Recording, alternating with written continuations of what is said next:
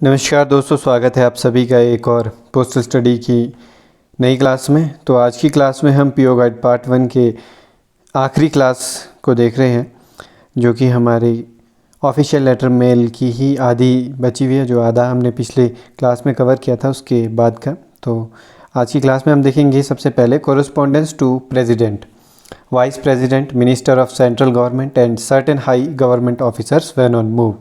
राष्ट्रपति, उपराष्ट्रपति, केंद्र सरकार के मंत्री और कुछ उच्च अधिकारियों, सरकारी अधिकारियों को पत्र या फिर आर्टिकल्स जब वो दौरे पर हो तो किस प्रकार से डिलीवर किए जाएंगे। क्लॉज नंबर 205 से शुरुआत करेंगे हम, जो कि है कैंप आर्टिकल्स, स्पेशल बैग और कैंप बैग। शिविर सामग्री क्या क्या होगी, विशेष थैला, शिविर बैग, ये कब यूज़ करेंगे तो उसको देख लेते हैं हम। सबसे पहले जैसा कि हमने पहले भी देखा किस किस के लिए यूज़ होते हैं ये, प्रेसिडेंट के लिए, वाइस प्रेसिडेंट के लिए, मिनिस्टर्स के लिए जब वो टूर पे होते हैं या फिर उनका हेडक्वार्टर चेंज हो रहा है तो क्या क्या भेज सकते हैं। Fully prepaid uninsured camp article of letter mail, पत्र मेल में पूरी तरीके से प्रीपेड होने चाहिए। ठीक है, जो भी कैंप आर्टिकल्स होंगे वो लेटर मेल में फुली प्रीपेड होने चाहिए और अनइंश्योर्ड होने चाहिए। ठीक है, क्या क्या भेज सकते हैं, inland registered letter, unregistered letter जा सकते हैं, पोस्ट कार्ड जा सकते हैं। ठीक है, न्यूज़पेपर जा सकते हैं, बुक एंड पैटर्न पैकेट्स जा सकते हैं। ठीक है, तो वेदर ऑफिशियल पोस्टल आर्टिकल और प्राइवेट, ये आधिकारिक डाकलेख भी भेजे जा सकते हैं उनको और निजी भी भेजे जा सकते हैं। ऑफिशियल हो वो चाहे वो निजी हो। एड्रेस जो है वो कैंप का होना चाहिए, शिविर होना चाहिए, without addition of post town.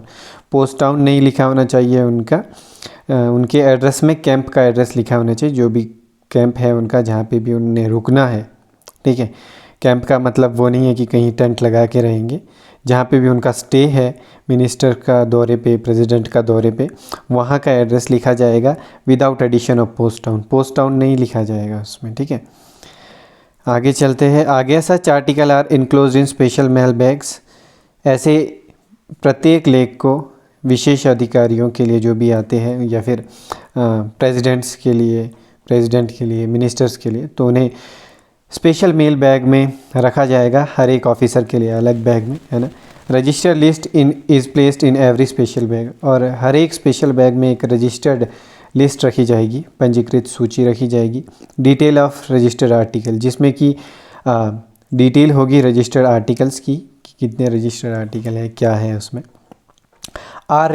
Are list must be signed in token of receipt. ठीक है, और जब डिलीवरी के समय में रजिस्टर्ड लिस्ट है जो उसे साइन करना होगा उन अधिकारी को या फिर मिनिस्टर को, टोकन ऑफ रिसिप्ट की टोकन के रूप में। ठीक है, तो आगे बढ़ेंगे हम। आगे empty bag is return to postal official, और जो खाली बैग है स्पेशल बैग उसे वापस कर दिया जाएगा जो भी पोस्टल ऑफिशियल होगा, पोस्टमैन हो गए उन्हें। Special bag will be delivered on all days, जो स्पेशल बैग होते हैं, कैंप बैग्स होते हैं, उन्हें हर दिन डिलीवर किया जा सकता है।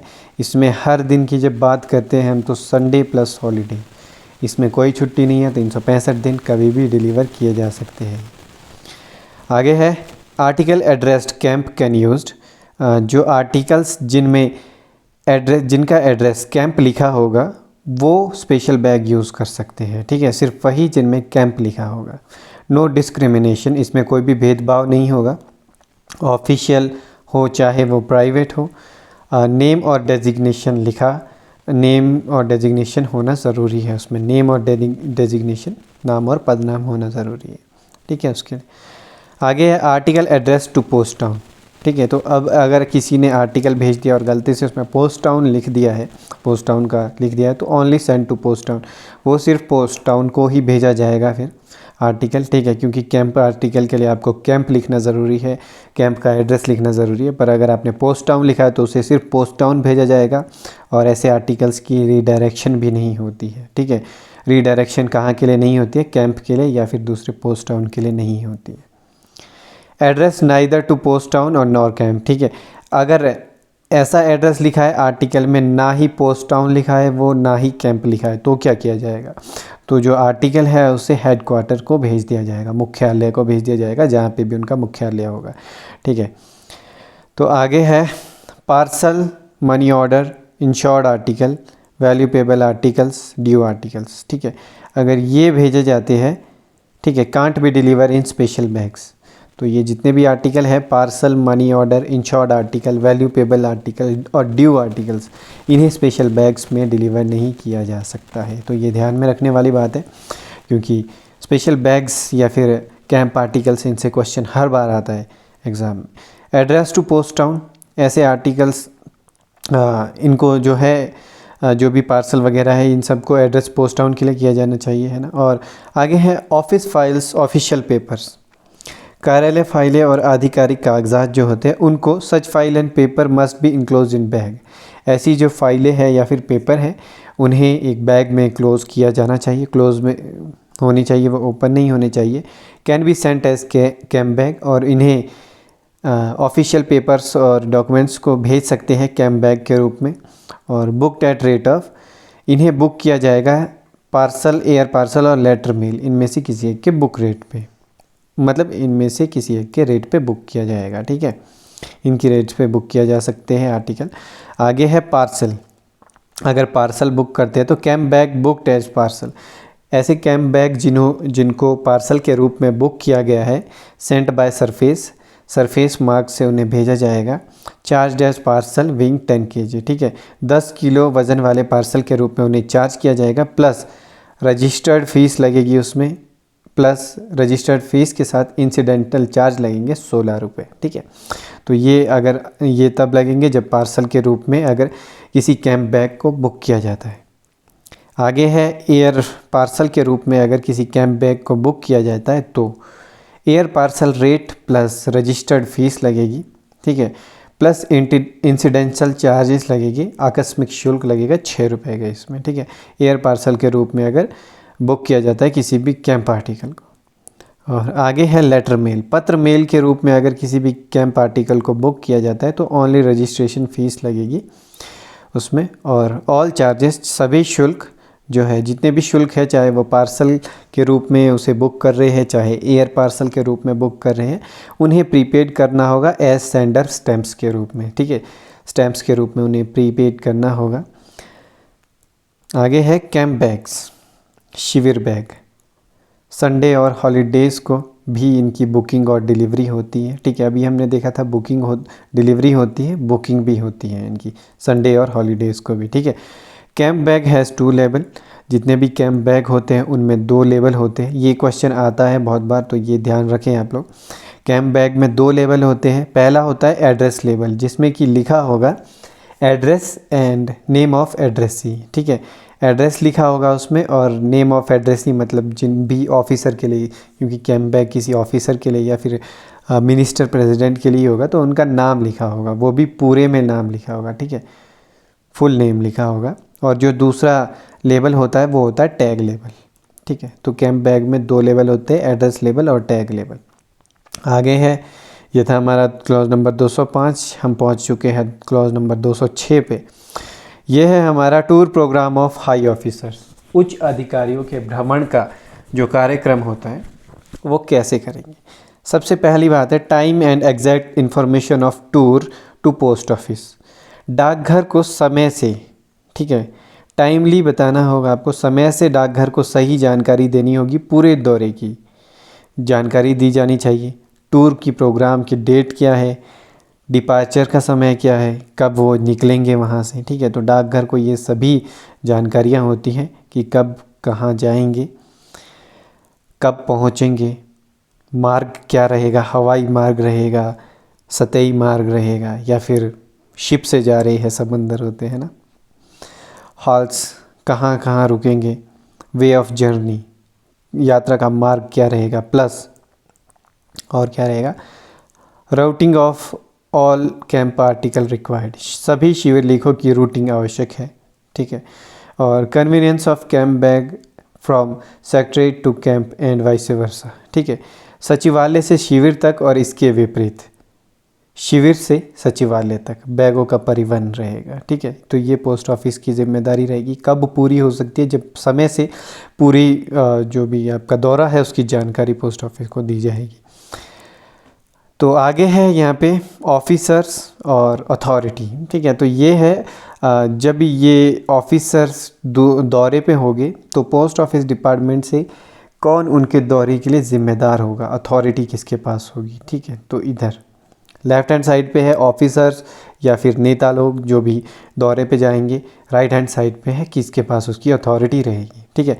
सबसे पहले है president, prime minister, vice president, ministers of central government. अगर इनमें से कोई भी दौरे पे निकलता है तो जिसके पास अथॉरिटी रहती है वो है डायरेक्टर जनरल और पोस्ट डीजी, महानिदेशक डाक, ठीक है, उनके पास इसकी अथॉरिटी रहेगी। अगर गवर्नर, स्टेट गवर्नर्स जा रहे हैं तो पोस्ट मास्टर जनरल के पास इनकी अथॉरिटी रहेगी, पीएमजी। अगर डायरेक्टर जनरल ऑफ पोस्ट, महानिदेशक डाक जो है वो दौरे पे जा रहे हैं तो जिनके पास अथॉरिटी रहेगी वो है हेड ऑफ़ द सर्कल, सीपीएमजी, ठीक है। तो उम्मीद करता हूँ आपको इस चार्ट से आसानी से समझ आया होगा। आ गया टूर प्रोग्राम। अगर जो टूर प्रोग्राम है वो आपको एडवांस में बताना होता है ताकि पोस्ट ऑफिस जो है अपनी उसी हिसाब से तैयारियां कर लें, ठीक है, सारे शिविर लेखों को पहुंचाने की हर एक बंदोबस्त। आगे है एनी चेंज इन टूर। अगर दौरे में कोई भी बदलाव आता है तो जो अथॉरिटी है वो शिफ्ट हो जाती है लोकल एसपी, एसआरएम, एएमएस उनके पास, ठीक है। तो ये भी ध्यान में रखने की बात है, पूछा जा सकता है एग्ज़ाम में। आगे है clause number 207, article for person accompanying high officer on tour, ठीक है। दौरे पर उच्च अधिकारी के साथ आने वाले व्यक्ति के लिए अगर कोई लेख आता है तो उसे सबसे पहले है post office does not recognise the right. डाकघर को अधिकार नहीं है कि वो पहचाने, ठीक है, डाकघर नहीं पहचानता है उस व्यक्ति के राइट्स को कि ये आधिकारिक लेख है। नो स्पेशल अरेंजमेंट, कोई भी स्पेशल अरेंजमेंट उस व्यक्ति के लिए नहीं किया जाता है।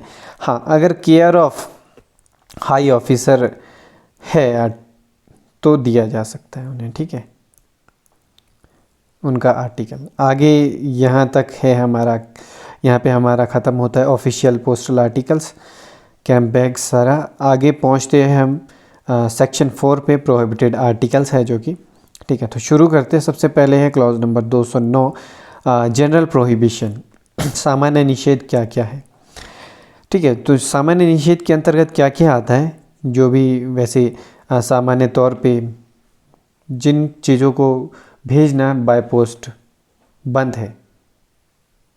अगेंस्ट एनी लॉ, किसी भी कानून के ख़िलाफ़ है अगर कोई तो वो सामान्य निषेध में आता है। एनी इनडिसेंट और ऑब्सेंस, कोई भी अशोभनीय या फिर अश्लील चीज़ भेज रहे हैं, अगर जैसे कि कोई भी प्रिंटिंग भेज रहे हैं, कोई भी फ़ोटो भेज रहे हैं अश्लील, लिटोग्राफी, इनग्रेविंग, बुक, कार्ड, कोई भी अश्लील ऐसी चीज़ भेज रहे हैं अशोभनीय जो कि अच्छा नहीं है, उसको भी वो भी निषेध है भेजना, यानी कि प्रोहिबिटेड है। आगे है letter, post card, packet, parcel, ठीक है।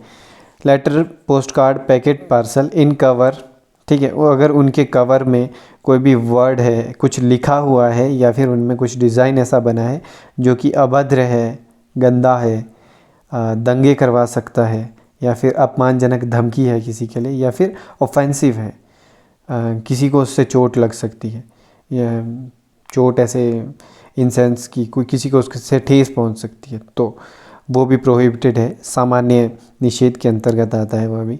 आगे है नंबर 4 पे, any explosive, inflammable, dangerous, filthy and noxious things, ठीक है। कोई भी विस्फोटक, ज्वलनशील, जलने वाली चीज़ें, खतरनाक चीज़ें, डेंजरस केमिकल्स वगैरह, गंदी और हानिकारक चीज़ें, वो भी ऐसे पदार्थ भी क्लॉज नंबर 152-53 में भी हमने पढ़ा, ठीक है। उसमें कुछ एक्सेप्शंस भी है, भेज सकते हैं, पर ऐसे भी सामान्य निषेध के अंतर्गत बैन है। इनफ्लेमेबल आर्टिकल, अगर जलने वाले आर्टिकल्स हैं तो हमने ये पहले भी पढ़ा है पैकेजिंग वाले में। इनफ्लेमेबल आर्टिकल्स है तो लिक्विड है, अगर बिलो 200 फ़ारेनहाइट, ठीक है, डिग्री फ़ारेनहाइट फ्लैश पॉइंट है उनका, तो आप भेज सकते हैं कोई भी, है ना।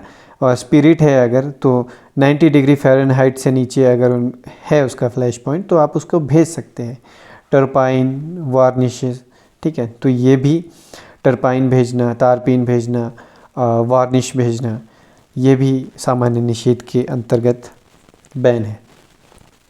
आगे है शार्प इंस्ट्रूमेंट्स, ठीक है, शार्प इंस्ट्रूमेंट्स तेज़ साधन, पिन यूज़ नहीं की जा सकती है, एक बार ही यूज़ की जा सकती है, बार बार करेंगे आप तो आपका आर्टिकल नहीं भेजा जाएगा, ठीक है।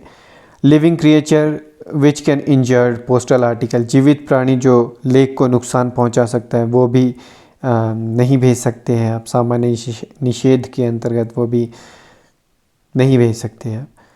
और आगे है टिकट प्रपोजल एडवर्टाइजमेंट, टिकट प्रस्ताव या विज्ञापन लॉटरी से संबंधित है तो उन्हें भी नहीं भेज सकते आप। Anything related to lottery, lottery से रिलेटेड कोई भी चीज़ नहीं भेज सकते आप। आगे है newspaper which do not follow press and registration act 1867, समाचार पत्र जो प्रेस और पंजीकरण अधिनियम 1857 का पालन नहीं करते हैं वो भी नहीं भेज सकते आप। आपसे ये भी पूछा जा सकता है एग्ज़ाम में कि समाचार पत्र को कौन से अधिनियम के अंतर्गत रजिस्टर्ड करना होता है, तो आप इसे याद रखिए, प्रेस एंड रजिस्ट्रेशन एक्ट 1867, ठीक है। तो आगे है गोल्ड कॉइन और बुलियंस, गोल्ड कॉइन और बुलियंस को भी नहीं भेज सकते आप 10,000 से ऊपर के। Article having more than one address, एक से ज़्यादा एड्रेस वाले आर्टिकल्स को भी आप नहीं भेज सकते। तो ये कुछ ऐसी चीज़ें हैं जो जनरली बंद है हर जगह पे, ठीक है, पूरे भारत में पोस्ट ऑफिस के द्वारा आप इसे नहीं भेज सकते। तो अगला क्लॉज नंबर है हमारा क्लॉज नंबर 210 जो कि कहता है स्थानीय निषेध। कुछ अब हमने देखे वो ग्लोबल थे, ग्लोबल यानी कि पूरे डिपार्टमेंट ऑफ पोस्ट इंडिया के थे। अब हम लोकल प्रोहिबिशन देखते हैं between two places in India और दो स्टेट्स के बीच में। तो between two places in India, Bharat में दो स्थानों के बीच में ओफियम मोफिया कोका लीव्स इंडियन हेम, ठीक है। अफीम का सत्व, कोका के पत्ते, भारतीय गांजा, भांग, चरस जो भी होता है उन सबको आप नहीं भेज सकते हैं, ठीक है। लोकल प्रोहिबिशन के बीच में की क्लॉज में ये प्रोहिबिटेड है, बिल्कुल इसको भेजने की अनुमति नहीं है। एक्सेप्शंस है कुछ, इसमें छूट है सरकार के लिए। 1 पार्सल प्लस डिक्लेरेशन, ठीक है, सरकारी आप भेज सकते हैं, 1 पार्सल प्लस डिक्लेरेशन होनी चाहिए उसमें, नेम प्लस डेजिग्नेशन होना चाहिए, ठीक है, नाम लिखा हुआ होना चाहिए और डेजिग्नेशन लिखा होना चाहिए, सेंडर और एड्रेसी दोनों का, सेंडर की भेज कौन रहा है, क्या रैंक है उनका, क्या डेजिग्नेशन है, और प्राप्त कौन कर रहा है, क्या उनका नाम है, डेजिग्नेशन है। कंटेंट की डिटेल होनी चाहिए, क्या आप भेज रहे हैं, इंडेंट नंबर प्लस डेट होना चाहिए लिखा हुआ, ठीक है, पूरे पार्सल में। और बी है रिकॉग्नाइज्ड मेडिकल प्रेपरेशंस, मान्यता प्राप्त चिकित्सा तैयारी करने वालों को आप भेज सकते हैं, वो भेज सकते हैं। Sent by post by any chemist licensed, ठीक है, लाइसेंस प्राप्त किसी भी रासायनिक द्वारा डाक द्वारा भेजा जा सकता है। जो भी केमिस्ट होते हैं जिनके पास लाइसेंस है वो भेज सकते हैं बाय पोस्ट। कंडीशन है इसमें भी भेजने की कुछ, एक पार्सल पोस्ट में भेजा जाना चाहिए, वो भी इंश्योर्ड होना चाहिए, ठीक है, तो ये इंपॉर्टेंट है, इंश्योर्ड होना चाहिए। और दूसरा है transmission is not prohibited by state government, और दूसरी कंडीशन ये है कि उसका जो आप चीज़ भेज रहे हैं उसका संचरण जो है वहाँ की स्टेट गवर्नमेंट के द्वारा प्रोहिबिटेड नहीं होना चाहिए, प्रतिबंधित नहीं होना चाहिए उसका ट्रांसमिशन, ठीक है। डिस्पैचिंग पोस्ट ऑफिस, ठीक है, डाकघर, बुकिंग डाकघर होना चाहिए उसमें लिखा हुआ, plus permit issue by authority as destination state और प्लेस, और उस जगह पे जहाँ पे आप उसे भेज रहे हैं वहाँ की जो अथॉरिटी है उनके द्वारा परमिट इशू किया जाना चाहिए उसके लिए, ठीक है, तो ही आप भेज सकते हैं। और आगे डिक्लेरेशन मस्ट, डिक्लेरेशन आपको बहुत ज़रूरी है जब आप ये चीज़ें भेजते हैं। तो डिक्लेरेशन में क्या क्या होना चाहिए, नेम ऑफ सेंडर, सेंडर का नाम होना चाहिए, कंटेंट होना चाहिए, क्या आप कंटेंट भेज रहे हैं उसमें, वो मोर्फिया, अफीम जो भी भेज रहे हैं आप मेडिकल के लिए, परमिट नंबर होना चाहिए, number of licence of sender, ठीक है, जो केमिस्ट लाइसेंस्ड केमिस्ट है, लाइसेंसधारी केमिस्ट है तो उसका लाइसेंस नंबर लिखा होना चाहिए आर्टिकल में, ठीक है। तो आगे है पोर्ट ब्लेयर एंड नैनकॉवरी, पोर्ट ब्लेयर और नैनकॉवरी में क्या क्या प्रतिबंधित है। सबसे पहले skin and feather of all birds except domestic birds, ठीक है, skin and feathers of all birds except domestic birds, घरेलू पक्षियों को छोड़कर सभी पक्षियों की त्वचा और पंख आप नहीं भेज सकते हैं पोर्ट ब्लेयर से, ना ही पोर्ट ब्लेयर को भेज सकते हैं, ऑस्ट्रिच को छोड़कर, शुतुरमुर्ग को छोड़कर। और दूसरे नंबर पे ड्रग एंड नारकोटिक्स, ठीक है, ख़तरनाक ड्रग्स के जो 1990 एक्ट के अंतर्गत आते हैं उनको भी आप इसमें नहीं संचरण कर सकते हैं। ये क्वेश्चन भी आया था पिछले किसी सर्कल में लास्ट ईयर में कि ऑस्ट्रिच के पंखों को भेज सकते हैं कि नहीं पोर्ट ब्लेयर में। तो आगे है पंजाब एंड दिल्ली। पंजाब और दिल्ली में क्या क्या आप नहीं भेज सकते, कोका लीव्स और हेम्प भांग नहीं भेज सकते हैं आप, ठीक है, पंजाब और दिल्ली में। और पंजाब में क्या नहीं भेज सकते आप, ठीक है। तो पंजाब में है कच्छ एक ड्रग होती है जो कि आप नहीं भेज सकते accept signed by J&K officer, ठीक है। सिर्फ तभी भेजे जा सकते हैं जब जम्मू एंड कश्मीर ऑफिसर के द्वारा वो साइन किया गया हो, वो परमिट उनके द्वारा दिया गया हो, ठीक है। तो आगे है ट्रांसमिशन बाय लेटर पोस्ट और sample and parcel post from state to states of following is prohibited, ठीक है। तो एक हमने चार्ट बनाया है, तो स्टेट टू स्टेट इन चीज़ों का जो है संचरण वो प्रतिबंधित है। तो कौन कौन से वो स्टेट्स हैं, पंजाब, हिमाचल प्रदेश, उत्तर प्रदेश, जम्मू एंड कश्मीर, तमिलनाडु, वेस्ट बंगाल, असम और उड़ीसा। इन स्टेट्स में सेंट जोस इंसेक्ट को भेजना अलाउड नहीं है, ठीक है। सेंट जोस इंसेक्ट एक कीट होता है, उसको इन स्टेटों से नहीं भेजा जा सकता है किसी भी स्टेट में, या फिर इनमें नहीं भेजा जा सकता है। तमिलनाडु, केरला और कर्नाटका में आइसीरिया पुरसाची इंसेक्ट होता है, आइसीरिया पुरसाची, उसको भी आप नहीं भेज सकते हैं। महाराष्ट्र, केरला और उड़ीसा में बंची टॉप मोसिक, ठीक है, बंची टॉप मोसिक एक डिजीज़ होती है, उसको भी आप नहीं भेज सकते हैं, ठीक है। तो ये चार्ट था, आप इसे भी देख लें अपने नोट्स में। आगे है ट्रीटमेंट ऑफ इंजरियस आर्टिकल्स, हानिकारक लेख का उपचार किस प्रकार से किया जाएगा, क्लॉज नंबर 211। तो यह postmaster will detain the article and refer the case in once to the head of the circle. Postmaster जो है ऐसे हानिकारक लेखों को डिटेन करके अपने पास रख देंगे और जो केस है उसको एक बार में ही हेड ऑफ द सर्कल को भेज देंगे। If suspected to injured mail or person, यदि जो आर्टिकल है वो सस्पेक्ट किया जाता है कि वो मेल जो अदर मेल्स हैं उनको इंजर्ड कर सकता है, उनको चोट पहुंचा सकता है, या फिर जो व्यक्ति है उसको चोट पहुंचा सकता है, यूजिंग पिंस रेगुलरली, या फिर पिंस नियमित रूप से यूज़ कर रहे हैं, तो रिटर्न टू सेंडर कर दिया जाएगा, ठीक है, उसे तुरंत वापस भेज दिया जाएगा। आगे है clause number 212 treatment of prohibited और ड्यूरेबल आर्टिकल्स, निषिद्ध या फिर टिकाऊ वस्तुओं का उपचार किस प्रकार से किया जाएगा। कंटेंट आर्टिकल अगेंस्ट लॉ, ऐसा कंटेंट अगर आपने आर्टिकल में भेजा है जो कि लॉ के अगेंस्ट है, कानून के अगेंस्ट है, कानून के खिलाफ है, तो रिटर्न टू सेंडर कर दिया जाएगा आपका आर्टिकल, आपको वापस भेज दिया जाएगा। सस्पेक्टेड आर्टिकल, अगर ऐसे आर्टिकल है जिनमें कि सस्पेक्ट है, शक है सिर्फ, तो उन्हें मार्क कर दिया जाएगा डाउटफुल और भेज दिया जाएगा ऑफिस ऑफ डेस्टिनेशन जहाँ पे उसे डिलीवर होना है, और वहाँ पे एड्रेसी की उपस्थिति में, एड्रेसी और पोस्टमास्टर की उपस्थिति में उसे खोला जाएगा। अगर उसमें कुछ भी संदिग्ध चीज़ मिलती है तो अकॉर्डिंगली उन्हें पनिशमेंट, जो भी पेनल्टी है वो लगेगी, ठीक है।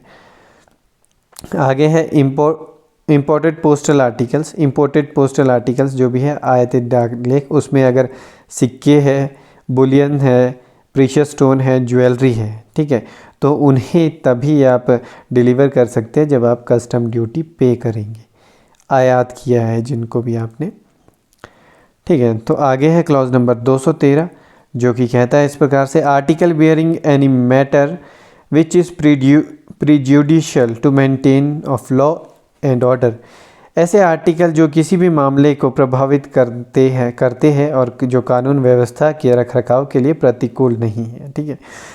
तो ऐसे आर्टिकल्स को क्या करेंगे, article cover directly causes loss injury to any community or person, ऐसा आर्टिकल या फिर आर्टिकल का कवर जो कि डायरेक्टली लॉस या फिर इंजरी देता है किसी कम्युनिटी को, किसी समुदाय या फिर किसी व्यक्ति को डायरेक्ट वो चोट या हानि पहुंचाता है, तो उसे रिटर्न लेटर ऑफिस को भेजा जाएगा। ठीक है, रिटर्न लेटर ऑफिस को भेजा जाएगा।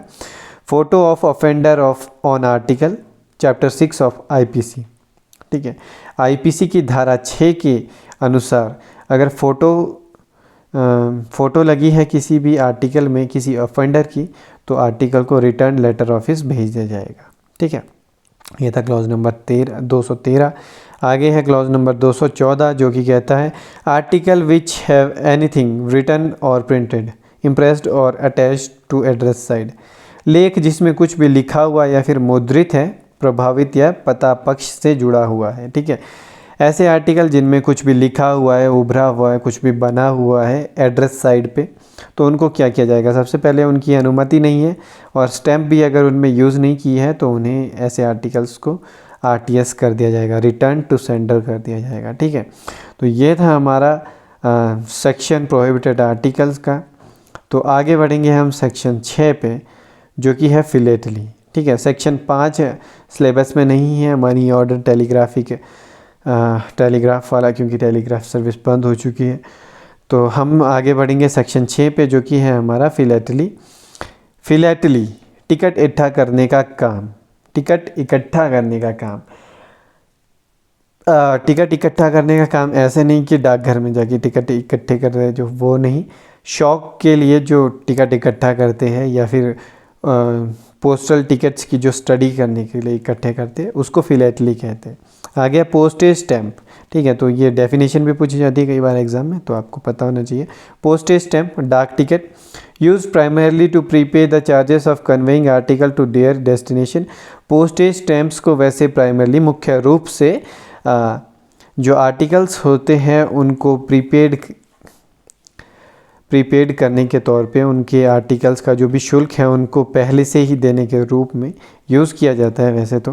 पर फिलेटली क्लब्स जो है पूरी दुनिया में बने हैं through out the world. Philately clubs बने हैं थ्रू आउट वर्ल्ड, पूरी दुनिया में बने हैं, जो कि अपने मेंबर्स को हेल्प करते हैं अन्य देशों के टिकट प्राप्त करने में, अपने जो मेंबर हैं उनके सदस्यों की सहायता करते हैं। ठीक है, फिलेटली ब्यूरो डाक टिकट ब्यूरो ऑल स्टेट कैपिटल्स में है ये, इंपॉर्टेंट सिटीज़ में philately counter of important post office, और सभी जो इम्पॉर्टेंट पोस्ट ऑफिस है वहाँ पे फिलेटली काउंटर्स आपको मिल जाएंगे। ठीक है, फॉर स्टैम्प कलेक्टर्स किसके लिए ये होते हैं फिलेटली ब्यूरो या फिर फिलेटली काउंटर्स? स्टैम्प कलेक्टर्स के लिए, स्टैम्प संग्राहकों के लिए। Old issue available up to 6 month, है ना, पुराने जो इश्यूज़ होते हैं स्टैम्प के 6 महीने पुराने तक उपलब्ध होते हैं। Those who can not obtain personally open deposit account. ठीक है, जो व्यक्ति व्यक्तिगत रूप से डाक टिकट जाके प्राप्त नहीं कर सकता है या फिर वो कहीं और बाहर रहता है, तो वो फिलेटली डिपॉजिट अकाउंट खुलवा सकता है। तो जो फिलेटली है, जैसी नई टिकट जारी होती है तो उसे वो भेज दी जाती है। ठीक है, अगर डिपॉजिट अकाउंट उन्होंने खोला है तो। आगे clause number 257 domestic philately deposit account system, घरेलू डाक टिकट जमा खाता प्रणाली। सबसे पहले available at all philately bureau, सभी डाक टिकट ब्यूरो पर उपलब्ध होता है। Account holder can have new commemorative और special issue stamp first day cover information sheets. ठीक है, जो खाता धारक है फिलेटली डिपॉजिट अकाउंट के, खाता धारक के पास पहले दिन नए स्मारक या फिर विशेष अंक टिकट हो सकते हैं जिसमें सूचना पत्र शामिल हो।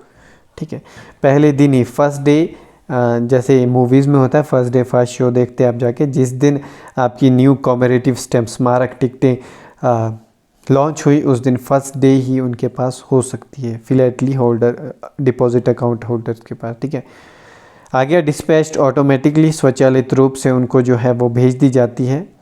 ठीक है, आगे है सेक्शन 6 ठीक है, तो ये था हमारा फिलेटली का। और ठीक है, तो आगे है हमारा सेक्शन 7 क्लॉज नंबर 260 से 273 पोस्टल लाइफ इंश्योरेंस। ठीक है, तो पोस्टल लाइफ इंश्योरेंस को हम प्रोडक्ट एंड सर्विसेज में कवर करेंगे। We will discuss that on product and services class. तो बाकी मैं उम्मीद करता हूँ आप सभी को क्लास पसंद आई होगी। बाकी आप अपने नोट्स साथ साथ बनाते रहे। बाकी हम मिलते हैं आपसे पीओ गाइड पार्ट 2 की क्लासेस में। आप सभी अपना ध्यान रखिए। Thank you for watching this class.